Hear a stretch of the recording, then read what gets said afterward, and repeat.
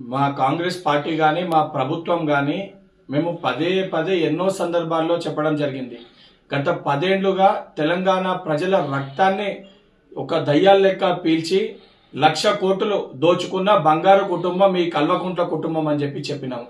ఇది కల్వకుంట్ల కుటుంబం కాదు, కల్లాల కుటుంబం అని కూడా చాలా స్పష్టంగా చెప్పడం జరిగింది.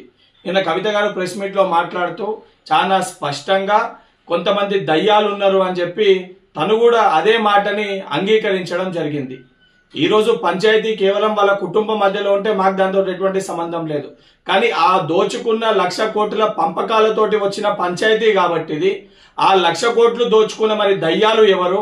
కేసీఆర్ గారిని అన్నారా, లేదా కేటీఆర్ దయ్యమని అన్నారా, సంతోష్ రావు దయ్యమని అన్నారా, హరీష్ రావు దయ్యమని అన్నారా, లేదా బీఆర్ఎస్ పార్టీలో ఇంకే నాయకులని దయ్యాలని చెప్పి మీరు ఉద్దేశించి మాట్లాడినరో దానికి స్పష్టత తెలంగాణ సమాజానికి తెలంగాణ ప్రజలకి ఇవ్వాల్సిన బాధ్యత మీ పైన ఉంది. శాసన మండలి సభ్యునిగా కవిత గారిని దీనిపైన స్పష్టత ఇవ్వాల్సిందిగా కోరుకుంటున్నా. మీకు ప్రేమలు ఉన్నాయా, ద్వేషాలు ఉన్నాయా, మీ అన్న చెల్లెల మధ్యలో ఏ పంచాయతీలు ఉన్నాయో మాకు సంబంధం లేదు. కానీ 1,00,000 కోట్లు దోచుకొని ఆ పంపకాల్లో వచ్చిన పంచాయతీ కాబట్టి మేము పదే పదే వీళ్ళు దయ్యాల లెక్క గత 10 ఏళ్ల మీ పరిపాలనలో ప్రజల రక్తాన్ని పీల్చుకొని తిన్నారని చెప్పి మేము కూడా చెప్పినాము.